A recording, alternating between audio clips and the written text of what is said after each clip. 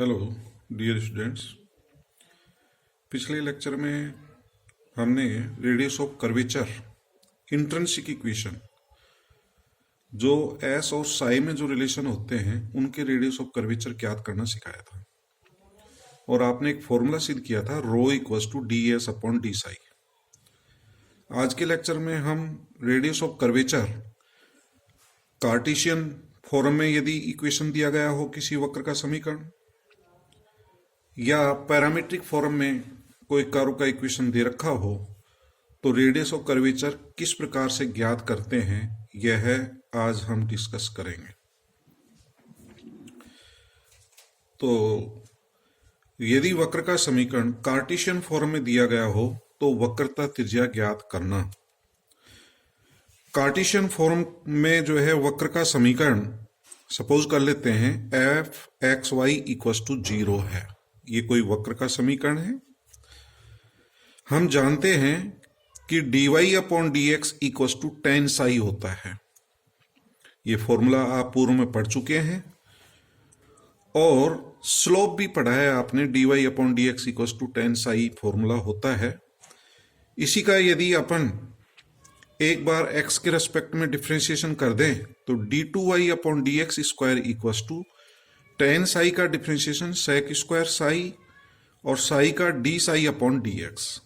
d psi upon dx can be written as d psi upon ds upon dx। ds से multiply और divide कर दें और sec square Sai अपन जानते हैं कि 1 प्लस tan स्क्वायर साई होता है।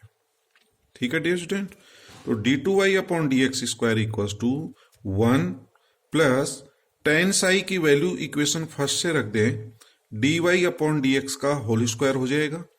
और इंट्रिंसिक इक्वेशन में अपन ने पढ़ा था कि rho equals to ds upon D psi होता है और ये डी साई अपॉन ds है तो इसका उल्टा 1 अपॉन रो।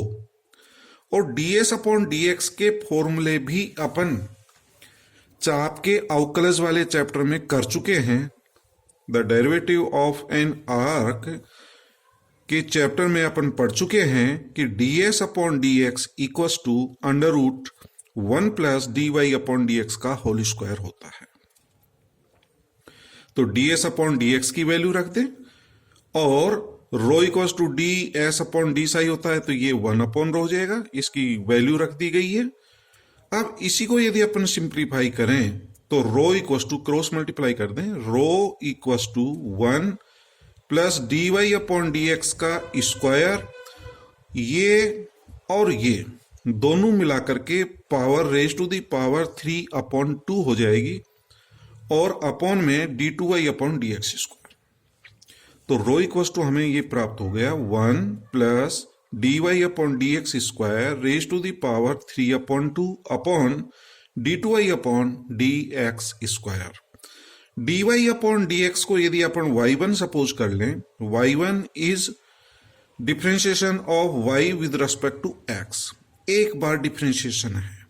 y2 जो है 2 बार डिफरेंशिएशन है x के रेस्पेक्ट में तो y2 equals to d2y upon dx square.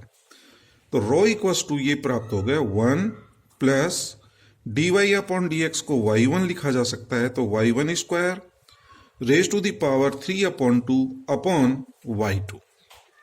तो ये जो फॉर्मूला है ये आपको याद रखना है। इसका प्रूफ करा दिया, प्रूफ नहीं पूछते हैं आप, ये फॉर्मूला याद रखिए। Rho equals to 1 plus y1 square raise to the power 3 upon 2 upon y2। जहां y1 dy अपॉन dx है, y2 d2y upon dx square. ठीक है डियर स्टूडेंट। नोट एक टिप्पणी देखिए, यदि x तथा y अक्षों को परस्पर इंटरचेंज कर दें तो ये फॉर्मूला इसमें चेंज हो जाता है। रो इक्वल्स टू y और x को इंटरचेंज कर दें तो ये फॉर्मूला निम्न रूप में परिवर्तित हो जाता है 1 प्लस dx अपॉन dy का whole square raise to the power 3 upon 2 upon d2x upon dy square. x और y अक्षों को इंटरचेंज कर दें तो हमारा ये फॉर्मूला बन जाता है। यह फॉर्मूला केवल तभी प्रयोग में लेते हैं जब dy अपॉन dx का मान इनफाइनाइट प्राप्त हो, अनंत प्राप्त हो, तब यह फॉर्मूला काम में लेते हैं। यदि dy अपॉन dx का मान अनंत आ जाता है तो रो का मान इस फॉर्मूले से नहीं निकाल पाएंगे। तो आपको जो है कौन सा फॉर्मूला काम में लेना है, ये फॉर्मूला काम में लेना है। तो इससे क्या होगा, यदि dy अपॉन dx इंफिनिटी है तो dx अपॉन dy का मान 0 हो जाएगा। तो उससे आप रो का मान निकाल सकते हैं।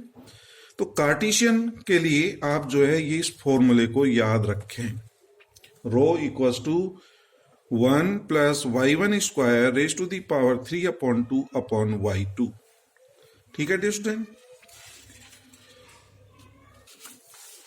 सेकंड फॉर्मूला देखें, यदि वक्र का समीकरण पैरामीट्रिक फॉर्म में दिया गया हो, प्राचलिक रूप में दे रखा हो, तो रेडियस ऑफ कर्वेचर किस प्रकार से ज्ञात करेंगे, इसका फॉर्मूला आपको ये याद रखना है। Rho equals to x dash square plus y dash square raise to the power 3 upon 2 upon x dash y double dash minus y dash x double dash. Dash denotes differentiation with respect to जो भी parameter है, हमने यहां parameter T लिया है, तो dash denotes differentiation with respect to T.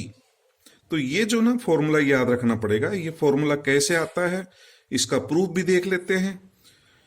यदि equation, curve की इक्वेशन पैरामीट्रिक फॉर्म में दी गई हो तो अपन ये मान लेते हैं कि कर्व की equation x is function of t and y is function of t। Parametric form है तो x और y जो है किसी अन्य चर t के फलन हो तो हम dy अपॉन dx, अभी जो ना फॉर्मूला याद किया था, rho equals to 1 plus y1 square raise to the power 3 upon 2 upon y2। तो मैं y1 और y2 के मान ज्ञात कर रहा हूं यहां पे। चूंकि dy upon dx equals to क्या लिख सकते हैं, dy अपॉन dx को dy upon dt upon dx upon dt, and dy upon dt को हमने y डैश लिख दिया, जहां dash denotes differentiation with respect to t, ये हमारा x डैश हो जाएगा। तो ये dy अपॉन dx की वैल्यू प्राप्त हो गई। अब मेरे को y2 निकालना है, again differentiate with respect to x, then d2y upon dx square equals to d upon dx, इसको क्या लिख सकते हैं, d upon dx dy upon dx, तो ये d2y अपॉन dx स्क्वायर हो जाएगा। तो d अपॉन dx और dy अपॉन dx की वैल्यू ये रख दी y dash upon x dash. क्योंकि ये t के फंक्शन के रूप में है तो इसको जो है मैं dt से मल्टीप्लाई और डिवाइड कर सकता हूं। तो this can be written as d upon dt of y dash upon x dash into dt upon dx। और अब इसका डिफरेंशिएशन हम t के रेस्पेक्ट में कर सकते हैं।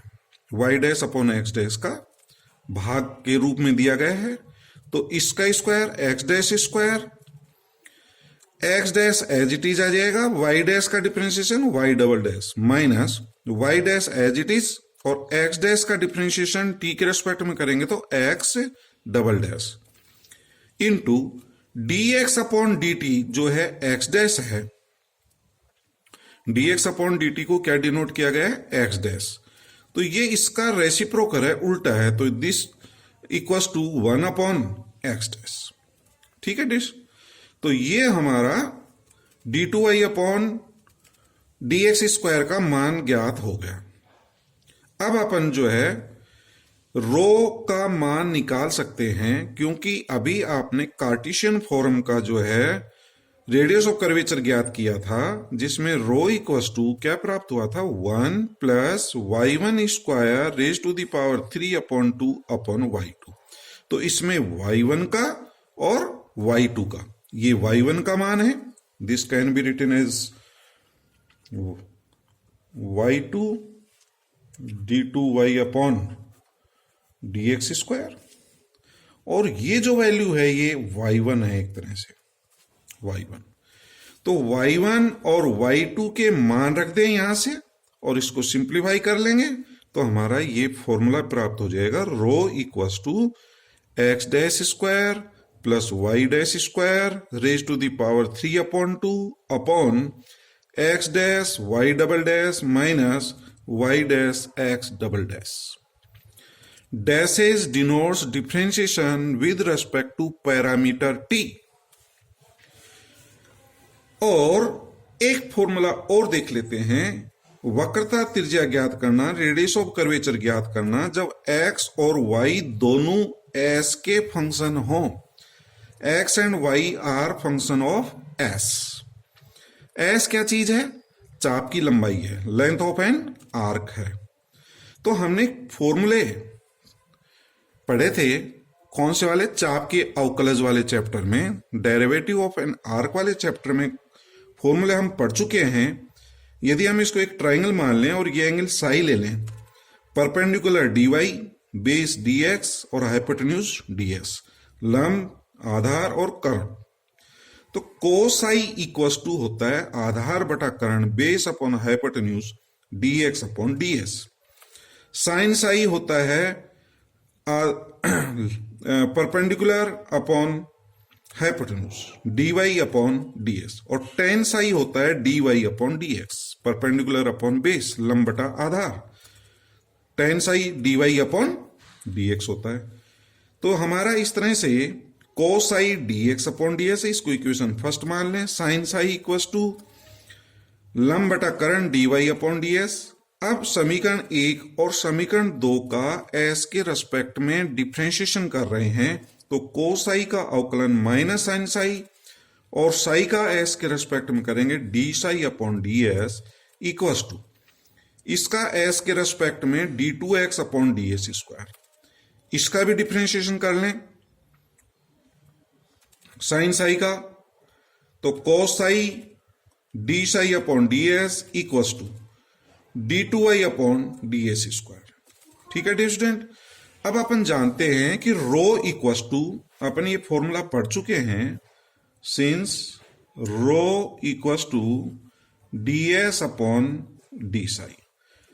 तो rho equals to ds upon D psi है, तो 1 upon rho equals to d psi upon ds। तो इसका मान रख दें डी साई अपॉन ds का 1 अपॉन रो, इसकी वैल्यू भी 1 अपॉन रो। ये समीकरण 3 और समीकरण 4 आ जाएंगे, दोनों का वर्ग करके जोड़ देंगे। समीकरण 3 तथा 4 के वर्ग करके जोड़ने पर ये फॉर्मूला प्राप्त हो जाएगा, 1 अपॉन रो स्क्वायर कॉमन आ जाएगा और sine square psi plus cos square psi 1 हो जाएगा, equals to d2x upon ds square का whole square plus d2y upon ds square का भी होल स्क्वायर। तो ये हमारा रिलेशन प्राप्त हो जाता है। तो डियर स्टूडेंट, इस तरह से हम रेडियस ऑफ कर्वेचर के 4 फॉर्मूले पढ़ चुके हैं। तो ये चारों फॉर्मूले आपको याद रखने हैं। तो कौन कौन से फॉर्मूले पढ़े हैं? Number 1, rho equals to ds upon D psi होता है। ये फॉर्मूला कब काम में लेना है? जब वक्र का समीकरण s और साई में दिया गया हो, और s और साई में कुछ जो भी संबंध होते हैं उनको इंट्रिंसिक इक्वेशन कहते हैं, नए समीकरण कहते हैं। दूसरा फॉर्मूला, यदि वक्र का समीकरण कार्टेशियन फॉर्म में दे रखा हो तो rho equals to 1 plus y1 square raise to the power 3 upon 2 upon y2 होता है। Third formula, rho equals to, ये पैरामीट्रिक फॉर्म में यदि कर्व का इक्वेशन दे रखा हो तो x dash square plus y dash square raise to the power 3 upon 2 upon x dash y double dash, फिर माइनस चेंज हो जाएगा ये y dash x double dash. ठीक है डियर स्टूडेंट, ये पैरामीट्रिक फॉर्म का जो है रेडियस ऑफ कर्वेचर ज्ञात करने का फॉर्मूला है। यदि x और y s के फंक्शन दे रखे हों तो हम ये फॉर्मूला यूज करेंगे, 1 upon rho square equals to d2x upon ds square का whole square plus d2y upon ds square का होल स्क्वायर। तो ये चारों फॉर्मूले आपको जो है याद करने हैं।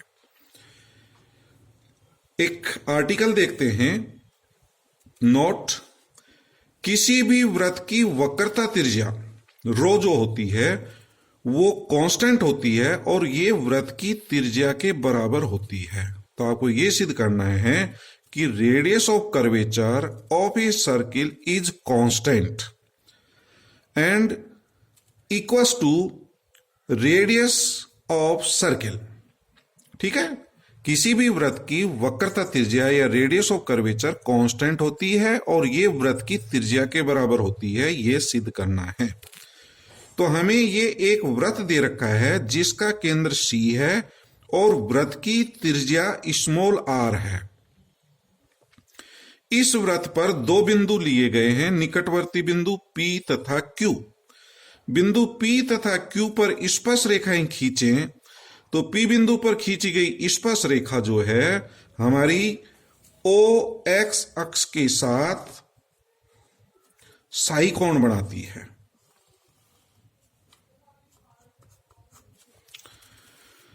P पॉइंट पर खींची गई स्पर्श रेखा OX अक्ष के साथ साई कोण बनाती है और Q पॉइंट पर खींची गई tangent line Sai plus delta Sai कोण बनाती है। तो हमारा ये वाला जो है एंगल, दोनों स्पर्श रेखाओं के बीच का कोण, ये वाला एंगल डेल्टा साई प्राप्त हो जाएगा। ये जो बहिष कोण है इन दोनों कोणों के योग के बराबर होता है। ठीक है, तो ये वाला एंगल डेल्टा साई आ जाएगा, तो इसके सम्मुख कोण ये भी डेल्टा साई आ जाएगा। और इधर वाला यदि ज्ञात करें तो ये 180 माइनस डेल्टा साई। ठीक है डियर स्टूडेंट, और आप जानते हो वृत्त की जो त्रिज्या होती है वह स्पर्श रेखा पर लंब होती है। तो ये 90 डिग्री का कोण है, ये 90 डिग्री का कोण है, ये वाला 180 माइनस डेल्टा साई है, तो ये वाला एंगल डेल्टा साई प्राप्त हो जाएगा, क्योंकि ये एक चतुर्भुज प्राप्त हो गया, क्वाड्रिलेटरल प्राप्त हो गया, और क्वाड्रिलेटरल के सभी कोणों का योग जो होता है, चारों कोणों का योग 360 डिग्री होता है, इसलिए ये कोण डेल्टा साई हो जाएगा। अपन जानते हैं कि कोण बराबर चाप बटे त्रिज्या होती है। कोण बराबर चाप बटे त्रिज्या। यदि कोण अपन डेल्टा साई ले लें तो डेल्टा साई इक्वल टू चाप। इस कोण के सामने जो चाप है वो PQ है, और PQ को यदि डेल्टा S मान लें तो कोण डेल्टा साई इक्वल टू चाप। चाप PQ की लंबाई को डेल्टा S मान लें अपॉन त्रिज्या। त्रिज्या जो है वृत्त की R मानी गई है, और इसको ये लिखा जा सकता है delta psi upon delta s equal to 1 upon R। When point Q tends to P, जब बिंदु Q P की ओर अग्रसर होता है तो डेल्टा S का मान और डेल्टा साई का मान tends to 0। When Q tends to P then delta S tends to 0, delta psi tends to 0। तो दोनों तरफ अपन जो है ना लिमिट ले ली Q टेंड्स टू P। तो this can be written Q tends to P, तो डेल्टा S टेंड्स टू 0। जैसे जैसे बिंदु Q P की ओर अग्रसर होगा चाप की लंबाई कम होती जाएगी, that is tends to 0, del psi upon del S। और ये लिमिट जो है ना इस पर निर्भर नहीं करती, इसको 1 अपॉन R लिखा जा सकता है। और ये D साई अपॉन DS हो गया इस लिमिट का मान, इक्वल टू 1 अपॉन R, और this equal to 1 upon R। चूंकि rho equal to DS upon D psi होता है तो ये 1 अपॉन रो। इसको सोल्व करें तो रो इक्वल टू R, और रो क्या चीज है? रेडियस ऑफ कर्वेचर, वक्रता त्रिज्या। वृत्त की वक्रता त्रिज्या बराबर वृत्त की त्रिज्या। तो यही सिद्ध करना था आपको, किसी भी वृत्त की वक्रता त्रिज्या वृत्त की त्रिज्या के बराबर होती है। ठीक है डियर स्टूडेंट, और आप ये जानते हो कि वक्रता त्रिज्या का उल्टा जो होता है दैट इज 1 अपॉन रो, ये वक्रता कहलाती है, कर्वेचर कहलाती है। 1 अपॉन रो इज कर्वेचर। तो जैसे जैसे R का मान बढ़ता जाता है वक्रता त्रिज्या वक्रता कम होती जाती है। ठीक है, तो 1 अपॉन रो क्या होता है? कर्वेचर कहलाता है। R का मान बढ़ने पर वक्रता कम होती जाती है। तो ये हमारा आर्टिकल है, 4 फॉर्मूले और एक आर्टिकल। इस पर बेस्ड प्रॉब्लम अब जो है अपन कर सकते हैं। इनको जो है ये फॉर्मूले याद करिए, इन फॉर्मूले पर प्रॉब्लम हम कल डिस्कस करेंगे। Okay, thank you.